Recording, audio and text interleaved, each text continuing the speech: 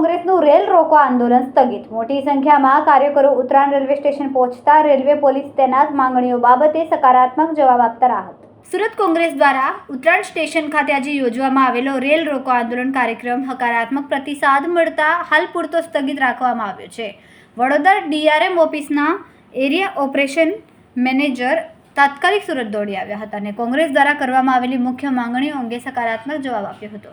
કોંગ્રેસ દ્વારા ઉધના સ્ટેશનના વિકાસ અને વધુ ટ્રેનોના સ્ટોપેજની લાંબા સમયથી માંગ કરવામાં આવી। આ માંગણીઓ પર ધ્યાન ન આપતા કોંગ્રેસે આજે ઉત્તરાયણ સ્ટેશન ખાતે રેલ રોકો આંદોલનની ચીમકી ઉચ્ચારી હતી। આંદોલનની જાહેરાત બાદ રેલવે તંત્ર હરકતમાં આવ્યું અને વડોદરાથી એઓએમ તાત્કાલિક સુરત પહોંચ્યા હતા। વડોદરાથી આવેલા એરિયા ઓપરેશન મેનેજરે કોંગ્રેસના આગેવાનો સાથે ચર્ચા કરી અને તેમની માંગણીઓ પર વિચારણા કરીને યોગ્ય પગલાં લેવાની ખાતરી હતી। કલ્પેશ બારોટ, પૂર્વ સભ્ય જેઆરયુસી વેસ્ટર્ન રેલવે। અમારી છેલ્લા ઘણા સમયથી ઉત્તરાયણ ખાતે એક્સપ્રેસ ટ્રેનોના સમયની માંગણી હતી, જે માંગણી સંદર્ભે રેલવે પ્રશાસન દ્વારા કોઈ યોગ્ય જવાબ ન આપતા આજે અમે ઉત્તરાયણ સ્ટેશન ખાતેથી રેલ રોકો આંદોલનની જાહેરાત કરેલી હતી। એ જાહેરાત બાદ આજે બરોડા ડિવિઝનના અધિકારી આવીને અમને ખાતરી આપી હતી કે તમારી લાગણી અને માંગણી ખૂબ જ યોગ્ય છે। અમે આ માંગણી ઉપર પહોંચાડીને બને એટલી વહેલી તકે આનો યોગ્ય નિકાલ કરાવજો અમને ખાતરી આપતા અમે અમારો કાર્યક્રમ કેન્સલ કરેલ છે।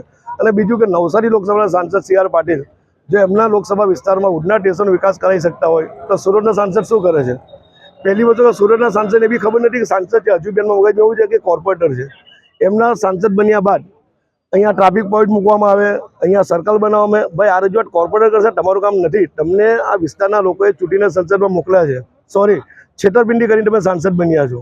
એટલે મારી આપની ચેનલ માધ્યમથી વિનંતી છે કે આપણે ભાઈ મુકેશ દલાલને એવું લાગે ખરેખર સાંસદ છે, સાંસદ તરીકે તમે તમારા વિસ્તારની રજૂઆત કરો, ઉત્તરાયણ સ્ટેશનમાં ગાડીનો સ્ટોપેજ મળે એવી માંગણી કરો, નહીં કે સર્કલ બનાવો ને આ કરો તે કરો। એટલે અમારી માંગણી સંદર્ભે પ્રશાસન તરફથી યોગ્ય અમને વિશ્વાસ અને ખાતરી આપવામાં આવી છે। પરંતુ આગામી સમયે જો અમારી માંગણી પૂરી કરવામાં ન આવશે તો અમે 100% રેલ રોકો આંદોલન ઉત્તરાયણ સ્ટેશન ખાતે કરશું।